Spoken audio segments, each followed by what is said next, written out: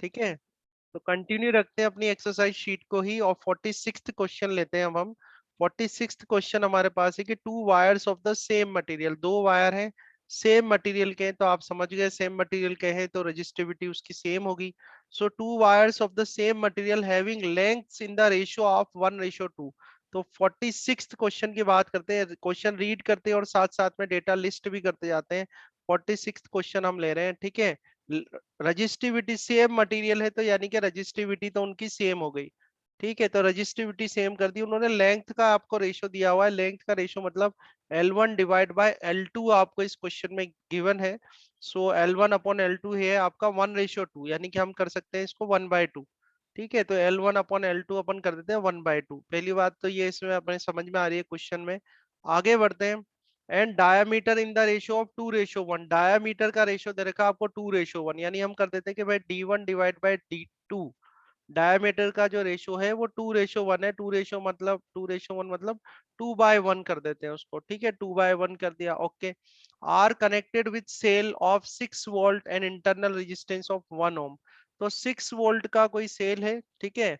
Voltage दे रखा है 6 volt, तो 6 वोल्ट का कोई सेल है, 6 वोल्ट का सेल लगा दिया। और इंटरनल रेजिस्टेंस को स्मॉल आर से डिनोट करते हैं, तो 1 ओम कर दिया उसका इंटरनल रेजिस्टेंस। तो ये सेल का स्पेसिफिकेशन दिया हुआ है आपको। तो ये कह रहे हैं कि जो वोल्टेज ड्रॉप होगा इन दोनों सर वायर्स में, इंटरनल रेजिस्टेंस। इंटरनल रेजिस्टेंस होता है बेटा जो resistance offered by the cell, cell भी, और जो सेल होगा वो भी कुछ रेजिस्टेंस ऑफर कर रहा है, तो उसको स्मॉल आर से डिनोट करते हैं। You are considering it as a resistance we have, like those. दूसरे जो रेजिस्टेंस होते हैं उन्हें एक्सटर्नल रेजिस्टेंस कहते हैं, और सेल जो रेजिस्टेंस ऑफर करता है उसको इंटरनल रेजिस्टेंस कहते हैं, ठीक है तो ये भी रेजिस्टेंस ही। पर बात यहाँ पर हो रही है कि जो वोल्टेज ड्रॉप हो रहा है दोनों वायर्स में, V1/V2, वोल्टेज ड्रॉप जो हो रहा है, अच्छा इनको कोई कंबाइन वम्बाइन नहीं कर रहे, पहले एक वायर लगा देंगे इस सेल के अक्रॉस, ठीक है। पहले एक वायर लगा देंगे सेल के अक्रॉस, फिर दूसरे को लगाएंगे सेल के अक्रॉस, हमें बताना है वोल्टेज ड्रॉप क्या होगा। तो आपको फर्स्ट ऑफ ऑल तो कॉन्सेंट्रेट इस पे करना है कि जो वोल्टेज ड्रॉप होता है, तो मान लें कि एक ही वायर लगा रखा है ऑब्वियसली उसने, तो वोल्टेज ड्रॉप जो होता है वो किस पे डिपेंड करता है, वोल्टेज ड्रॉप डिपेंड करता है रेजिस्टेंस पे, ध्यान रखना। वोल्टेज ड्रॉप जो होता है वो किस पे डिपेंड करता है, रेजिस्टेंस पे डिपेंड करता है। तो आप अगर किसी तरीके से रेजिस्टेंस का रेशियोज लिया है, रेजिस्टेंस का अगर रेशियो लिया है, तो वही आपका क्या होगा, वोल्टेज ड्रॉप का भी रेशियो होगा, ठीक है। तो आप ये ध्यान रखना, इसमें जो पॉइंट है इस क्वेश्चन में, पॉइंट यही है कि any how if you find out the ratios of resistance, like anyhow if you find out what is the ratio of R1 upon R2, then this R1 upon R2 will give you the ratio of potential difference also, ठीक है। तो I think now it this question will become very easy. अब ये question आपके पास काफी easy बन गया है, क्योंकि अगर आप R1 अपॉन R2 लेते हैं तो R1 upon R2 is equal to मैं ये कर सकता हूँ। देखो फॉर्मूला क्या होता सर है हमारे वन रेशियो पास, फोर हाँ चलो देखते हैं। आर इजिकल टू बेटा होता है रो एल बाय ए होता है, ठीक है। अब डाया दिया हुआ है इसने, तो डाया दिया हुआ है तो अपन ये कर देते हैं, रो एल को टच मत करो आप, एल तो गिवन है। एरिया जो होगा आपका π/4 d² होगा, क्या होगा π/4 d²। तो अब यहाँ से आप देखें कि रो डिवाइड बाय जो π/4 है, ये वैल्यू तो आपकी हो गई कांस्टेंट, और यहाँ से आपके पास आ गया एल डिवाइड बाय d²। यानी मैं ये कह सकता हूँ कि जो रेजिस्टेंस होगा वो किसके प्रोपोर्शनल होगा, एल डिवाइड बाय d² के। जो रेजिस्टेंस होगा वो प्रोपोर्शनल होगा एल डिवाइड बाय d² के। अब यहां से अगर आप R1/R2 बनाते हैं, ठीक है, अगर आप यहां से R1/R2 बनाते हैं, तो देखो L1 डिवाइड बाय तो L2 आ जाएगा, क्योंकि डायरेक्ट रिलेशन, डायरेक्टली प्रोपोर्शनल हो गया। और यहाँ D के लिए क्या आ जाएगा, आपके D के लिए आप क्या लिख दोगे, डायमीटर के लिए ये आ जाएगा D1 नीचे आएगा, D2 ऊपर आएगा, क्योंकि इनवर्सली प्रोपोर्शनल है और इसका स्क्वायर हो जाएगा यहाँ पे, ठीक है। तो आप देखिए L1/L2 तो 1/2 है, तो L1/L2 तो अपन 1/2 लिख देंगे, ठीक है। अब D1/D2, ये D1/D2 है, तो अपन D2/D1 कितना हो जाएगा, D2/D1 हो जाएगा 1/2। तो ये D2/D1 है, इसको अपन कर देते हैं 1/2, और ये इसका कर देंगे स्क्वायर। तो आप देखो ये आ जाएगा 1/8, कितना आ रहा है 1/8, यानी R1 और R2 का जो रेशियो है, R1 और R2 का रेशियो क्या आ रहा है, 1:8 आ रहा है। इट मीन्स जो वोल्टेज ड्रॉप का भी जो रेशियो होगा वो भी कितना होगा, 1:8 होगा। तो बिल्कुल सही आंसर करा है एंजल ने, बिल्कुल करेक्ट आंसर है। एंड ये क्वेश्चंस आप यहाँ कर रहे हो इसलिए आप आगे भी फर्दर अटेम्प्ट कर सकते हो। अगर आपने कभी देखे ही नहीं होंगे क्वेश्चंस तो ऑब्वियसली गलत होने ही है। ठीक है, तो आप ध्यान रखें 46 जो क्वेश्चन है हमारे पास, 46 का बेटा जो आंसर आएगा वो क्या आएगा, सी आंसर हमारा करेक्ट है। और आप श्योर रहे कि आपके सीबीएसई में भी इस तरीके के क्वेश्चंस बनेंगे। जब आप ऐसा क्वेश्चन करके जाओगे तो सीबीएसई में जब क्वेश्चन बनेगा वो आपको बहुत इजी लगेगा। समझ रहे हो बात को? तो यहाँ से आंसर आपका क्या बना, 1:8। और जैसा मैंने आपसे कहा है कि आज आपको सारे नोट्स भी मिल जाएंगे, तो आराम से आप स्टडी करना, एक एक क्वेश्चन सॉल्व करके देखना अपने से भी। ठीक है, तो 46 जो क्वेश्चन है हमारे पास, 46 क्वेश्चन का हमारे पास आंसर आ गया 1:8, जो कि बिल्कुल करेक्ट है। इसके बाद हम आ जाते हैं 49th क्वेश्चन पे। 49th क्वेश्चन देखते हैं। एक सर्किट दिया हुआ है, सर्किट कहने the equivalent resistance between X and Y, X और वाई के बीच का आपको इक्विवेलेंट रेजिस्टेंस बताना। ये मैंने लास्ट क्लास में भी क्वेश्चन करा था आप लोगों से। तो देखो होता है क्या, आपने शॉर्ट सर्किट सुना होगा, बड़ा कॉमन सा वर्ड है शॉर्ट सर्किट। शॉर्ट सर्किट क्या होता है कि अगर आप एक वायर कनेक्ट कर दो, ये दो वायर हैं, सब इधर ये एक्स, ये सप्लाई हो रही है इसका एक्स पे। आंसर 2R है। हाँ 2R आएगा, बिल्कुल मैं बता देता हूँ क्यों आएगा। जैसे ही आपने शॉर्ट सर्किट करा तो देखो, अगर मैं कहूँ कि एक्स वाला तो प्लस टर्मिनल है, वाई वाला माइनस टर्मिनल है, तो करंट जो जाएगा वो एक्स से जाएगा या एक्स से फ्लो होगा। एक्स से फ्लो होकर जैसे ही वो इस जगह आएगा, अब यहाँ पर जैसे ही आएगा, देखो एक रास्ता तो यह है कि करंट यहाँ चला जाए, बट यहाँ पर कुछ रेजिस्टेंस ऑफर किया गया है आपको, ये रेजिस्टेंस ऑफर हो रहा है यहाँ पर। बट आप देखें क्योंकि सर्किट शॉर्ट है और यहाँ कोई रेजिस्टेंस नहीं है इस साइड, यहाँ कोई रेजिस्टेंस नहीं। अगर मैं इसको ए मार्क कर दूं और इसको बी मार्क कर दूं, तो ए टू बी साइड कोई रेजिस्टेंस नहीं है, तो कोई रेजिस्टेंस नहीं है तो क्या होगा, सर्किट शॉर्ट हो जाएगा। शॉर्ट होने का मतलब ये है कि जो सारा का सारा करंट है वो आगे जाने की जगह कहाँ चला जाएगा, इस वाली ब्रांच में, ए टू बी वाली ब्रांच में चला जाएगा। और ए टू बी वाली ब्रांच से सीधे वो कहाँ चला जाएगा, इधर। ठीक है, तो अल्टीमेटली हमारे पास जो रेजिस्टेंस, जो इफेक्टिव रेजिस्टेंस होंगे इसमें, वो इफेक्टिव रेजिस्टेंस सिर्फ दो ही होंगे, एक ये वाला आर और एक ये वाला आर, ये दोनों आर ही इफेक्टिव रेजिस्टेंस होंगे।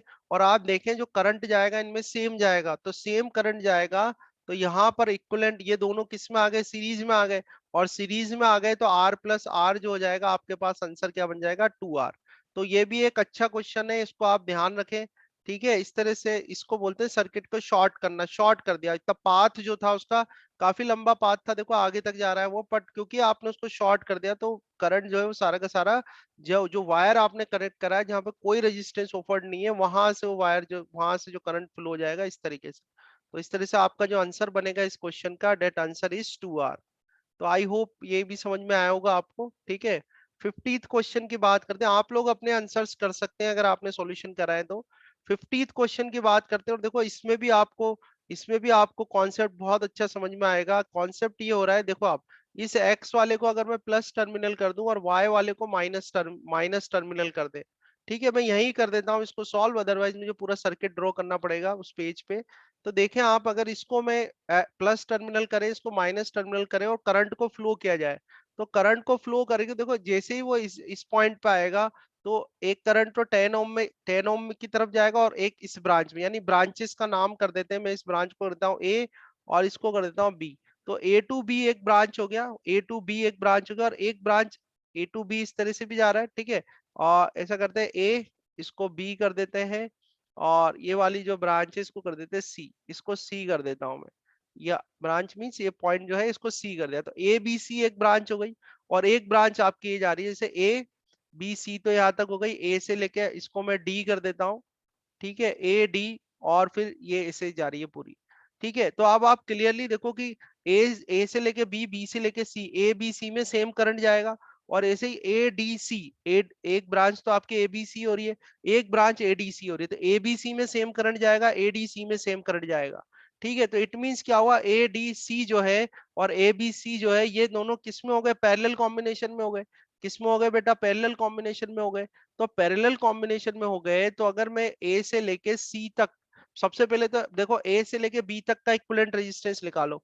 तो इक्विवेलेंट रेजिस्टेंस अगर मैं बात करूं, इक्विवेलेंट रेजिस्टेंस बात करूं ए से लेके बी तक का, तो ए से बी तक में देखो, ए से बी में तीनों किस में, पैरेलल कॉम्बिनेशन में। तो पैरेलल कॉम्बिनेशन में तो क्या हो जाएगा, 1/30, फिर क्या करूंगा, +1/30, और फिर +1/30 कर देंगे। So it gives you the 3/30 value मिलेगी, 3/30 मिला। इसको कैंसिल कर दो, ये 1/10 हो गया आपके पास। तो 1/10 हो गया, तो आर ए बी जो आपको मिला, R A B is equal to कितना हो गया, 10 ओम। आर ए बी कितना हो गया, 10 ओम। तो अगर मैं इसका अब इक्वल, अगर हम इसका सर्किट बनाए, इक्विवेलेंट सर्किट बनाए, तो देखो ए और बी के बीच में आप क्या लगा दोगे, ए और बी के बीच में एक 10 ओम लगा दोगे, ये 10 ओम लगा दिया। ठीक है, आगे आपके पास क्या आ रहा है, एक 20 ओम आ रहा है, ये 20 ओम आ गया, ये 20 ओम लगा दिया मैंने। ठीक है, ये बी आ गया मेरा। आगे चलते हैं, इसके बाद ये सी पॉइंट आ रहा है यहाँ पर, और सी से पहले इस जगह ये 10 ओम और लगा हुआ है, तो ये 10 ओम लगा हुआ है, ये 10 ओम लगा हुआ है यहाँ पर। ठीक है, इस तरह से सर्किट है। ये अपने टर्मिनल्स आ गए यहाँ पर, सी से एक टर्मिनल आपका ऊपर देख लो, सी से टर्मिनल जा रहा है जिसको वाई कर रखा है आपने, जो कि नेगेटिव टर्मिनल है। और इधर से ऊपर एक टर्मिनल मिला हुआ है हमें एक्स, जो कि हमारा क्या है, प्लस टर्मिनल है। ठीक है, और फिर आगे आ जाए आप, इस तरफ देखो, तो ये 10 ओम मिल रहा है आपको, देखना इधर, यहाँ आ जाए आप, तो ये एक 10 ओम लगा हुआ है, ये 10 ओम, ये 10 ओम हो गया। ठीक है, 10 ओम के बाद फिर इधर ये 20 ohm, this one is how much, this one is 20 ohm. Then 20 ohm के बाद ये डी पॉइंट मैंने करा, डी पॉइंट के बाद आप आ जाए इधर, डी पॉइंट के बाद ये आ गया आपके पास 30 ओम, तो ये 30 ओम हो गया। और यहाँ से एक वायर कनेक्टेड है, इस तरह से एक वायर है, सिंपली इस वायर को इसे कनेक्ट किया हुआ है। और फिर आगे जाके क्या कर रखा है, सी से मिला हुआ है, किससे मिला हुआ है, सी से। ठीक है, अब मुझे बताओ कि ये जो ये है यहाँ पर ए है, ए से लेके सी तक का अगर मैं इक्विवेलेंट रेजिस्टेंस निकालूं तो कितना आएगा, कौन बताएगा? What is the value of equivalent sir resistance 40 between ohm. A से लेके सी तक में? कोई भी बेटा, कोई भी पार्टिसिपेट कर सकते हो इसमें, आप सब लोग आंसर कर सकते हो, थोड़ा सा दिमाग लगाओ। इंशिया बताओ क्या आ जाएगा बेटा, इंशिया, हुसैना, और भी बाकी सब, सर जतिन, 30 अभिषेक, ओम। कितना आएगा बेटा ए से सी तक में? 30 ओम। 30 ओम आएगा, वेरी गुड। ए से सी तक में बेटा 30 ओम आएगा। क्यों आएगा? क्योंकि आपने इस रेजिस्टेंस को यहाँ पे शॉर्ट कर दिया, दिख रहा है आपको? ये जो रेजिस्टेंस था 10 ओम का, इसको आपने शॉर्ट कर दिया, ये वायर जोड़ दिया यहाँ पे, तो कोई करंट 10 ओम में नहीं जाने वाला है, करंट सीधा निकल जाएगा। सीधा इसलिए निकल जाएगा क्योंकि कोई रेजिस्टेंस ऑफर्ड नहीं है इसको, इस पाथ पे, पाथ मिल गए ना उसको दो जाने के लिए, तो दो पाथ मिलकर जाने के लिए वो कौन सा पाथ फॉलो करेगा, जहां पर रेजिस्टेंस नहीं है। तो रेजिस्टेंस नहीं है, B2C चले जाएगा, तो ये 10 ओम जो है आपका ये शॉर्ट हो जाएगा। 10 ओम शॉर्ट होने का मतलब 10 ओम हट गया। अब 10 ओम हट गया तो ए से लेके सी तक में आपके कौन से सीरीज में है? ए से सी तक में ये 20 और 10 ये किस में सीरीज में आ गए, और 20 और 10 आपके सीरीज में आ गए, तो यहाँ पर कितना बन गया, 20-10 सीरीज में, तो आई थिंक समझ में आपको समझ में आ रहा होगा इस तरह से। ये आपके पास कितना बन जाएगा बेटा, 30 ओम बन जाएगा, 30 ओम बन जाएगा, ये आपको समझ में आ गया। यहाँ पर आपने इस जगह एक्स लगा रखा है, ये एक्स, ये जो टर्मिनल्स है इसके, ये एक्स हो गया, और ये वाई हो गया हमारे पास। अब कोई ये बता दो, ए से लेके ये वाला जो पाथ है इसका इक्विवेलेंट रेजिस्टेंस क्या आएगा? ए से लेके अगर मैं डी होते हुए सी पे आऊं तो इनका इक्विवेलेंट कितना आएगा? थोड़ा आइडिया तो हो 30। गया होगा आपको, कितना आ जाएगा, 30। क्यों? क्योंकि यहाँ सर पर ये 30। 30 आएगा, क्योंकि अब ये 30 ओम जो है वो शॉर्ट हो गया, ये 30 ओम जो था ये वाला, ये शॉर्ट हो गया क्योंकि आपने वायर इधर कनेक्ट कर दिया। ठीक है, तो कौन से दो रेजिस्टेंस बचे खाली, ये 10 ओम वाला और ये 20 ओम वाला, और आप क्लियरली देख रहे हो किसमें, सीरीज में। तो सीरीज में है तो इनका जो इक्विवेलेंट आ जाएगा आपके पास वो कितना आ जाएगा, 30 ओम। तो इस तरह से ये और रिड्यूस हो जाएगा आपका सर्किट, और ये हो गया 30 ओम।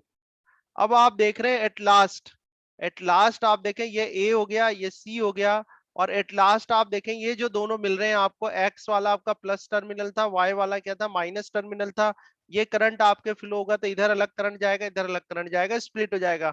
तो अब ये दोनों 30 ओम किस में आ गए, ये दोनों 30 ओम किस में आ गए, पैरेलल। पैरेलल कॉम्बिनेशन में आ गए। तो अब आपका अल्टीमेटली जो आंसर आएगा वो क्या आएगा, R1 इंटू R2, यानी 30 इंटू 30 डिवाइड बाई 30 प्लस 30, ये 30 प्लस 30 कर दिया। ठीक है, तो 30 इंटू 30, इसको तो रहने दो, 30 इंटू 30 कर दिया, और ये आपका 2 इंटू 30 हो गया। जैसे चाहो इसे सॉल्व करो, जैसे कंफर्टेबल हो, 30 से 30 हटाओ, 2 से इसको कैंसिल करो, तो आपका आंसर क्या आएगा, 15 ओम।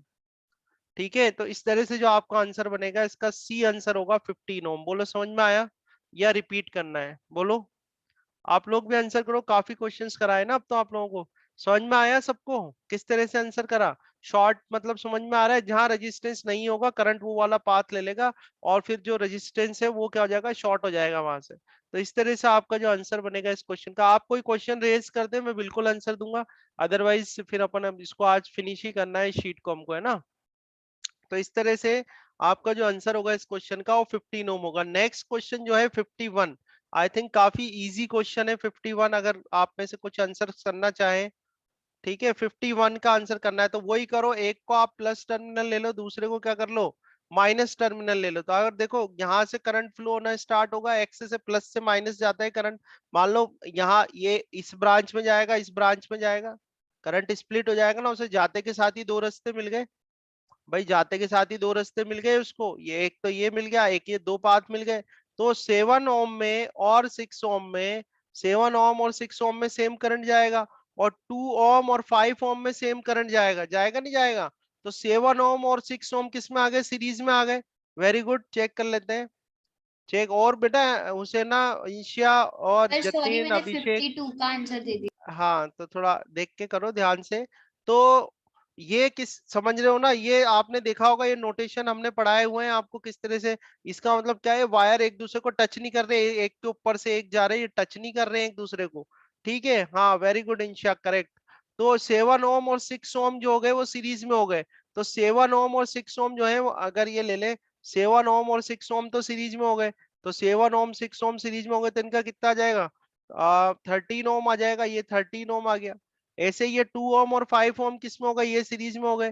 तो 2 ओम और 5 ओम को सीरीज में कर दो, 2 ओम 5 ओम सीरीज में हो गए, तो कितना हो गया? 7 ओम हो गया। ठीक है, वेरी गुड, बिल्कुल करेक्ट बेटा, इस तरह से आंसर करो। इसको एक्स कर देते हैं अपन, इसको वाई कर देते हैं, ये आपका सिंपल सा सर्किट बन गया। अब इस सर्किट में आप देखें, इसमें करंट अलग जा रहा है, इसमें करंट अलग जा रहा है, मतलब ये दोनों पैरेलल कॉम्बिनेशन में। पैरेलल कॉम्बिनेशन में तो बहुत इजी है इफेक्टिव रेजिस्टेंस निकालना। क्या करोगे? R1 R2 मतलब क्या करना है आपको? 13 इंटू 7 करोगे। R1 इंटू R2 13 इंटू 7, और डिवाइड बाय करेंगे R1 प्लस R2 मतलब 13 प्लस 7। इसको आप सॉल्व करेंगे, आपके पास इफेक्टिव रेजिस्टेंस कितना आ जाएगा? 4.5 ओम। बिल्कुल अभिषेक, करेक्ट है, इंशा करेक्ट है। ठीक है, तो इस तरह से आपका आंसर बनेगा इसको आप जब सॉल्व करेंगे, you will get 4.5 ohm. 4.5 ohm is a correct answer of this question, question number 51. Again I am repeating that if you raise any doubt, then first I will clear your doubt, then we will proceed to a next question. आप कोई doubt नहीं raise करते हैं तो it means आपको समझ में आ रहा है, या फिर आप उसको बाद में फर्दर आप अच्छे से स्टडी करेंगे। तो बाद में भी आप स्टडी करते हैं तो बाद में भी क्वेश्चन पूछ सकते हैं, ऐसी कोई बात नहीं है ना। अब बात कर लेते हैं 52nd क्वेश्चन के। कह रहे हैं 3 रेजिस्टेंस है 4 ओम के, of are connected in the form of equilateral triangle, the effective resistance between two corners. तो 4 ओम के है, 52 क्वेश्चन है। तो मैं आपको डायग्राम बना के देता हूं इसका, सर्किट डायग्राम। 52 क्वेश्चन की बात कर रहे हैं। तो एक इक्विलेटरल ट्राइंगल है, एक इक्विलेटरल ट्राइंगल अपन बना लेते हैं, जैसे इक्विलेटरल ट्राइंगल हमने बनाया। तो एक इक्विलेटरल ट्राइंगल बनाया बेटा अपन ने, ठीक है। अब इसमें कह रहे हैं कि जो भी रेजिस्टेंस लगे हुए हैं सब 4 ओम के। ये भी 4 ओम का है, ये भी जो है आपके 4 ओम का है। ठीक है, ये भी 4 ओम का है, ये भी 4 ओम का है। ये कह रहे हैं कि ये भी, लेट्स सी द क्वेश्चन 52। ये कह रहे हैं the effective resistance between to corner, किन्हीं भी दो कॉर्नर के बीच का। बिल्कुल करेक्ट अभिषेक, वेरी गुड, 8/3। तो कोई भी दो कॉर्नर सर चूज मेरा कर भी लो। आंसर। हाँ बिल्कुल, मैं देख रहा हूँ, एंजल का भी करेक्ट है, इंशा का भी करेक्ट है, बिल्कुल है ना। तो जैसे आपने यहाँ करे, ये आप जिस भी लेना चाहते हो वहां पर क्या करो आप, एक को प्लस टर्मिनल कर लो, एक को माइनस टर्मिनल कर लो। आपको क्या फायदा होगा उससे? आपको ही फायदा होगा कि आपको पता चल जाएगा कौन तो सीरीज में है, कौन पैरेलल में। तो जो सेम करंट जिसमें जा रहा है वो देखो, करंट 4 ओम से होता हुआ इसमें होता हुआ आएगा। तो इन दोनों 4 ओम में क्या हो रहा है? सेम करंट जा रहा है। समझ रहे हो बात को? दोनों 4 ओम में सेम करंट जा रहा है। तो ये दोनों किस में हो गए? सीरीज में हो गए। तो सीरीज में हो गए तो इनको हटाकर मैं एक लगा दूं बस। इनको हटा के इफेक्टिव के 4 और 4 8 हो गया, तो 8 ओम लगा दूंगा एक पे। ये मैंने 8 ओम लगा दिया, ये 8 ओम हो गया यहाँ पे। ठीक है, और इधर हमारा 4 ओम तो ऑलरेडी लगाया हुआ है, तो ये 4 ओम को लगा दिया, 4 ओम हो गया। ठीक है, अब यहाँ पर हम क्या कर रहे हैं, ये आपने टर्मिनल लिए थे तो यहाँ से करंट जा रहा था, इधर से एग्जिट हो रहा है आपका करंट। ये प्लस टर्मिनल ले लिया था, माइनस टर्मिनल ले लिया था। तो आप देखें करंट अब इन दोनों, ये 8 ओम और 4 ओम जो है, इनमें करंट स्प्लिट हो रहा है। तो ये दोनों किस में आ गए? दोनों अब किस में आ गए? पैरेलल में आ गए। अब पैरेलल में आ गए तो बहुत इजी है अब तो आपके लिए कि इक्विवेलेंट रेजिस्टेंस का फॉर्मूला लगा दो। R1 R2 मतलब 8 इंटू 4 कर दो, R1 R2 divide by R1 plus R2 तो 8 प्लस 4 कितना जगह 12 हो जाएगा।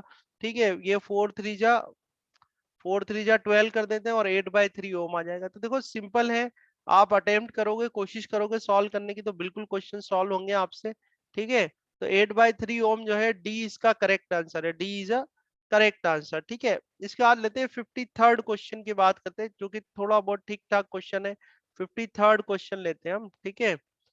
तो नेक्स्ट पेज पे ले लेते हैं इसको, 53rd को। देखो आप,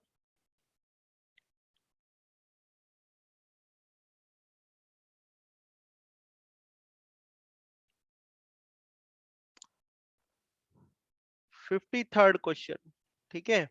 53rd की बात करते हैं, क्वेश्चन को रीड करते हैं। क्वेश्चन क्या कह रहा है हमसे, 53 ये कह रहा है two wires of same metal, तो सेम मेटल आ गया मतलब उनकी रेजिस्टिविटी तो सेम है। तो two wires of same metal have the same length but their cross section area in the ratio of 3:1। तो सेम लेंथ है, सेम लेंथ है, सेम मटेरियल है। आप लोग आंसर कर सकते हो बेटा, इसका बहुत इजी है। सेम लेंथ है तो रजिस्टिविटी से सेम मटेरियल है तो रजिस्टिविटी सेम हो गई। लेंथ तो उसने खुद नहीं कह दी सेम है, तो सेम कर दो। अब एरिया का उसने रेशियो दे रखा है A1/A2। एरिया सो कह देते हैं भाई A1/A2 है, तो एरिया का जो रेशियो दे रखा है उसने A1/A2, एरिया का जो रेशियो है आपके पास, एरिया का रेशियो है, कहाँ गया, ये रहा 3:1, 3/1 है। और जो थिकर वायर है उसका रेजिस्टेंस है 10 ओम, है ना। The total resistance of the combination अपन को बताना है, वो तो ठीक है, वो कर लेंगे। 3:1 है, 3/1 कर देते हैं ना, ये A1/A2 कर देते हैं 3/1। तो यहाँ से आप जरा देखो, आपके पास A1 इजिकल टू कितना आ जाएगा, A1 equal to 3 times of A2 आ जाएगा। आ जाएगा नहीं आ जाएगा, तो अब इससे आपको पता लग जाएगा कौन थिकर है।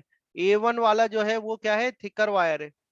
A1 वाला जो है वो थिकर वायर है। तो A1 वाला थिकर वायर है, तो इसका रेजिस्टेंस आपको दे रखा है 10 ओम। तो इसका रेजिस्टेंस कितना हो गया आपके पास, 10 ओम हो गया। अब रेजिस्टेंस 10 ओम है, तो देखो अगर मैं R2 डिवाइड बाय R1 लिखूं, तो R2 divide by R1 is equal to क्या हो जाएगा, ये हो जाएगा आपका A2 डिवाइड बाय A1, ठीक है ना। R2 डिवाइड बाय R1 क्या होगा, A2, क्योंकि देखो रो और L तो कांस्टेंट ही हो गया ना। तो ये आ गया, ये समझ में आया ना आपको, R2 डिवाइड बाय R1 क्या हो जाएगा, सर एक A1 बार डिवाइड। क्वेश्चन बता दीजिए।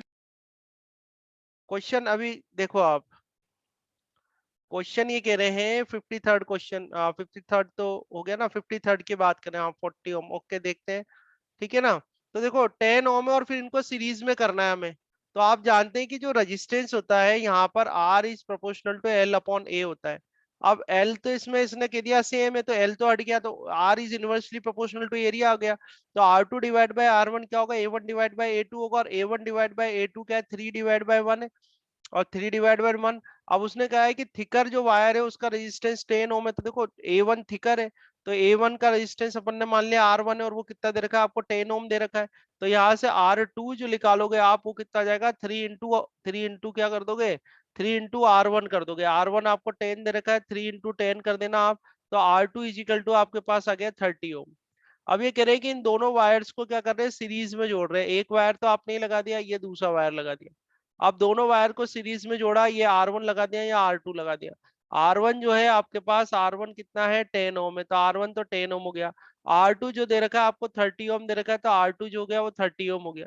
समझ में आ रहा है। अब ये कह रहे हैं कि भाई इसका इक्विवेलेंट रेजिस्टेंस बताओ, तो इक्विवेलेंट रेजिस्टेंस क्या हो गया, तो सीरीज में हो गया। सीरीज में हो गया तो ऐड कर दोगे, 30 + 10 कर दोगे, तो ऐड करोगे तो आपका आंसर कितना आ जाएगा, 40 ओम। ठीक है, तो इस तरह से ये जो क्वेश्चन है हमारे पास, इसका आंसर क्या बनेगा आपका, ए 40 ओम। आया समझ में, ठीक है ना। फिर प्रैक्टिस करना, सॉल्यूशन में प्रोवाइड करा दूंगा आपको। उसके बाद भी आपको दिक्कत होती है, फिर भी आप क्वेश्चंस कर लेना, ठीक है, पूछ लेना आपके सर क्या इसमें कैसे क्या आंसर आया, ठीक है। तो ये आपका 53 हो जाएगा। अब 54 की बात करते हैं। 54 में दे रखा certain piece of silver, for certain piece of silver wire of given mass is to be made like a wire, which of the following combination of length and area of cross section will lead to the smallest resistance। ये बोल रहे हैं smallest resistance।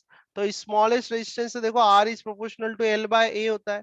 तो आप choose कर लो किसमें length कम है और एरिया ज्यादा है, ऐसा चूज करो। तो लेंथ कम वाला देख लो, L है, 2L है, L/2 है, ठीक है, बिल्कुल जतिन करेक्ट है।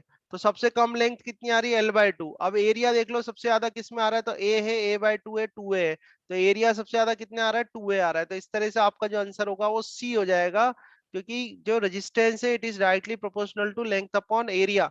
तो लेंथ जो है कम होनी चाहिए, तो लेंथ कम L/2 हो गई, एरिया जो है वो ज्यादा होनी चाहिए, तो एरिया अपना 2A आ रहा है।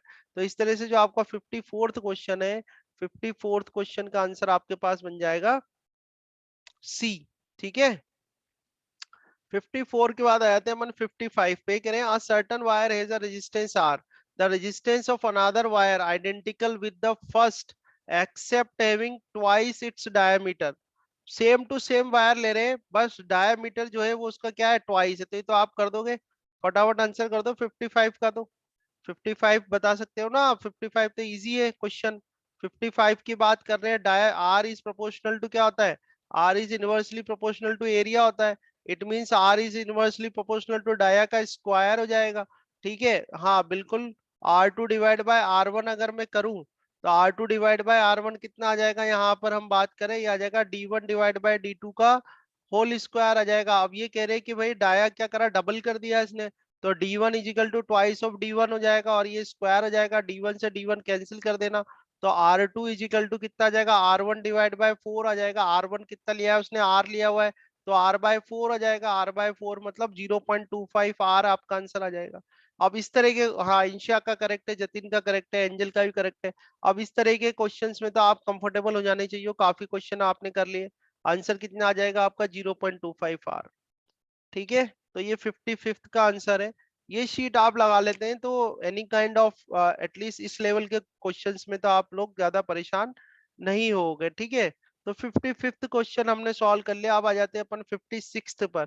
56th completely formula based question है, कंप्लीटली फिर फॉर्मूला बेस्ड क्वेश्चन ही कह रहे हैं, what length of the wire. तो एक्चुअली 56th जो क्वेश्चन है, 56th में आपसे लेंथ ऑफ वायर पूछ रहे हैं। तो आप जानते हैं आर इज इक्वल टू होता है रो एल बाय ए, होता है नहीं होता। ठीक है, यहां से अगर मैं एल निकालना चाहूँ तो एल इज इक्वल टू क्या हो जाएगा, आर ए डिवाइड बाय रो हो जाएगा। ठीक है, एरिया आप निकाल लेंगे, एरिया का फॉर्मूला होता है पाई बाई 4 डी स्क्वायर, तो पाई बाई 4 डी स्क्वायर आपको करना है। तो देख ले क्वेश्चन क्या है, क्वेश्चन में आपको देखो रजिस्टिविटी दिया हुआ है 48 इंटू 10⁻⁸ है। ठीक है, और रेजिस्टेंस आपको दिया हुआ है 4.2 mm और डायामीटर भी दिया हुआ है 0.4 mm। कैलकुलेशन करो, बस इतना ध्यान रखना कि डायामीटर mm में दे रखा है, इसको मीटर में चेंज कर लेना। ठीक है, ये वैल्यू आप पुट करते हैं, बिल्कुल सिंपल कैलकुलेशन वाला क्वेश्चन है, थोड़ा आप सॉल्व करना है इसको। ठीक है, फॉर्मुलेज मैंने आपको बता दिए जो कि आप लोगों को पहले से ही आते होंगे। ठीक है, L is equal to R A divide by rho होगा, आर आपको दे रखा है, रो गिवन है, एरिया आप निकालोगे pi by 4 D square. Area जब आप फाइंड आउट करो तो इसको डाया को क्या करना है, एमएम में दे रखा है, आप मीटर में चेंज कर लेना। तो आपका आंसर मैं यहाँ पर बता देता हूँ 1.1 मीटर इसका आंसर बनेगा। ठीक है, आगे आ जाते हैं अपन 57th क्वेश्चन पे, देखते हैं 57th का सबसे पहले आंसर कौन करता है जल्दी से। आइडियल वोल्ट मीटर जो होता है उसका रेजिस्टेंस कितना होना चाहिए, तो voltmeter is a high resistance device और low resistance device, infinite. Infinite होना चाहिए। ठीक है, ढाई। इनफाइनाइट बिल्कुल ठीक है, डी। देखो आइडियल वोल्ट मीटर तो आप वैसे भी नहीं बना सकते हो। ठीक है, रियलिटी में आइडियल वोल्ट मीटर तो बन ही नहीं सकता। तो अगर आपसे ये क्वेश्चन कहा जाए कि भाई जो रेजिस्टेंस होना चाहिए, एक तो वोल्ट मीटर जो होता है वो हाई रेजिस्टेंस डिवाइस है, हम चाहते ही नहीं है कि उसमें से कोई करंट पास हो। ठीक है, पहली बात तो ये है, ध्यान से सुनना मेरी बात को। अगर आपसे कहें कि वोल्ट मीटर का रेजिस्टेंस क्या होना चाहिए तो आप कहेंगे वेरी लार्ज। जो एक्चुअल वोल्ट मीटर होते हैं उसको वेरी लार्ज होना चाहिए। ठीक है, पर आइडियल वोल्ट मीटर एक्चुअली में आप आइडियल वोल्ट मीटर बना ही नहीं सकते हो। और आइडियल वोल्ट मीटर जो होता है उसका रेजिस्टेंस क्या होना चाहिए, बहुत हाई होना चाहिए, बहुत हाई मतलब इनफाइनाइट। ठीक है, तो ना तो आइडियल वोल्ट मीटर बनाना पॉसिबल है, क्यों नहीं पॉसिबल है, क्योंकि इनफाइनाइट रेजिस्टेंस अचीव करना भी पॉसिबल नहीं है। ठीक है, तो यहाँ से जो आंसर आएगा आपका वो क्या आएगा, इनफाइनाइट, ध्यान रखना। सिंपली वोल्ट मीटर का रेजिस्टेंस पूछता है तो वोल्ट मीटर का रेजिस्टेंस क्या होना चाहिए, वेरी लार्ज, वेरी हाई होना चाहिए, हाई रेजिस्टेंस डिवाइस है वो। ठीक है, तो इस तरह से आपका जो 57th क्वेश्चन है उसका आंसर बनेगा। 57th के बाद 58 को मैं बता रहा हूँ, ये 58 भी अच्छा क्वेश्चन है आपका। ठीक है, क्योंकि अपने जो कॉन्सेप्ट से उससे मिलता हुआ क्वेश्चन है। ठीक है, ये कह रहे हैं masses of 3 wires of same metal, same metal मतलब आपकी जो रजिस्टिविटी है वो उसने सेम कर दी। तो masses of 3 wires of same metal are in the ratio of 1:2:3। तो यहाँ पर बेटा आपको क्या दिया हुआ है, masses दे रखे हैं। ठीक है, क्वेश्चन नंबर एक बार देख लेते हैं अपन, 58 है, क्वेश्चन नंबर 58 है। ठीक है, तो 3 वायर्स है तो हम कह लेते हैं M1 रेशियो M2 और रेशियो M3। ठीक है, तीनों के जो आपको दे रखे हैं मासेस के रेशियो वो है 1:2:3। तो 1:2:3 कर लेते हैं, 1:2:3। ठीक है, आगे देखते हैं इसमें और क्या गिवन है वैल्यूज। फिर ये कह रहे हैं कि and there lengths are in the ratio of 3:1, length के रेशियो दे रखे हैं आपको। तो लेंथ हम कर लेते हैं L1 L2 L3, और लेंथ के रेशियो दे रखे हैं आपको 3:2:1। ठीक है, 3:2:1 दे रखे हैं, 3:1। The electrical resistance are in the ratio, तो आपसे कह रहे हैं जो इलेक्ट्रिकल रेजिस्टेंस होगा माने कि R1 ratio R2 ratio R3, ये आपको बताना है ये रेशियो क्या होगा। ठीक है, रेशियो आपको फाइंड आउट करना है। तो अच्छा क्वेश्चन है, अभी तक इस तरीके का क्वेश्चन नहीं किया। हाँ, बट कॉन्सेप्ट जरूर हमने स्टडी किया हुआ है। कॉन्सेप्ट हमारा ये कहता है कि आर इजिकल टू क्या होता है, रो एल बाय ए होता है। आर इजिकल टू क्या होता है, रो एल बाय ए होता है। दिख रहा है आपको, आर इजिकल टू क्या होता है, रो एल बाय ए होता है। अब इसमें रो जो है ना बेटा, रो तो उसने कांस्टेंट ही दे रखा है, तो रो तो कांस्टेंट है, और एल भी दे रखा है, तो एल को भी टच मत करना। एरिया नहीं दे रखा है इसमें, तो एरिया नहीं दे रखा है, एरिया की जगह आपको मास गिवन है, तो कुछ ना कुछ करके अपन को मास को यहाँ पे लेके आना है। ये समझा करो, इस तरह के क्वेश्चन जब आते हैं कुछ ना कुछ करके अपन को करना है, मास को इस फॉर्मूले में लाना है। तो देखो, अगर मैं कहूँ कि डी इज इक्वल टू क्या है, density of density of wire material है, जो वायर है, वायर का जो मटेरियल है, डेंसिटी ऑफ वायर मटेरियल ले लिया मैंने। ठीक है, तो आपको ध्यान रखना है कि डेंसिटी इज इक्वल टू क्या होता है, मास अपॉन वॉल्यूम होता है। डेंसिटी इज इक्वल टू क्या होता है, मास अपॉन वॉल्यूम होता है। समझ में आता है। और यहां से मैं बात करूं कि मास इज इक्वल टू क्या होता है, तो मास इज इक्वल टू हो जाएगा डी, तो डेंसिटी हो गई, वी वॉल्यूम हो गया। अब वॉल्यूम क्या होता है, वॉल्यूम होता है एरिया इंटू लेंथ। तो वॉल्यूम को मैंने लिख लिया एरिया इंटू लेंथ कर लिया, ये एम कर दिया। मुझे क्या करना है, एरिया गिवन नहीं है मेरे इस जो भी क्वेश्चन कर रहा हूँ, एरिया गिवन नहीं है, तो मुझे एरिया को रिप्लेस करना है यहाँ से। तो एरिया को जब आप रिप्लेस करोगे तो एरिया इज इक्वल टू आपके पास क्या आ जाएगा, एरिया इज इक्वल टू देखो आपके पास क्या आ जाएगा, M divide by D into L. ठीक है, एरिया इज इक्वल टू क्या आ गया, mass divide by density into length आ गया। अब क्या करो, ये जो इक्वेशन है आपके पास, इस इक्वेशन में एरिया की जगह फॉर्मूला रख दो। ठीक है, इस इक्वेशन में एरिया की जगह अपन ये वैल्यू रख देते हैं। तो वैल्यू रखो, देखो क्या आता है, देखते हैं अपन। तो R इज इक्वल टू आपके पास आ जाएगा, R इज इक्वल टू आपके पास आ जाएगा, ये रो हो गया आपके पास, रो L, और A की वैल्यू अपन को रखनी है। तो A की वैल्यू देखो कितनी है, M divide by D into L. ठीक है, ये एरिया को अपन रखना है M divide by D into L. तो यानी कि फॉर्मूला मेरे पास बन जाएगा रो, और ये ऊपर जाएगा तो एल स्क्वायर हो जाएगा, एल स्क्वायर इंटू डी हो जाएगा, दिक्कत नहीं है कुछ भी, और ये एम हो गया। ठीक है, तो फॉर्मूला मेरे पास बना रो डी, तो रो डी तो ये हो गया, और ये हो गया L square divide by M हो गया, और ये आर आ गया। अब इसमें जो ये रो डी है ना, ये क्या है, कांस्टेंट है। ये जो वैल्यू है ये क्या है, कांस्टेंट है। ये वैल्यू क्या है, कांस्टेंट है। रिजॉइन कर लेना है ना, ये कांस्टेंट है, तो कांस्टेंट है तो इसको हटा दो कांस्टेंट को, तो आर इज प्रोपोर्शनल टू क्या आ जाएगा, L square divide by M आ जाएगा। आर इज प्रोपोर्शनल टू क्या आ जाएगा, L square divide by M हो जाएगा। तो अब अगर मैं रेशियो लूं, R1 ratio R2 ratio R3 में निकालूं यहाँ पर, तो देखो क्या आ जाएगा, L1 divide by M1, L1 square divide bye M1 आ जाएगा, और यहाँ पर क्या आ जाएगा,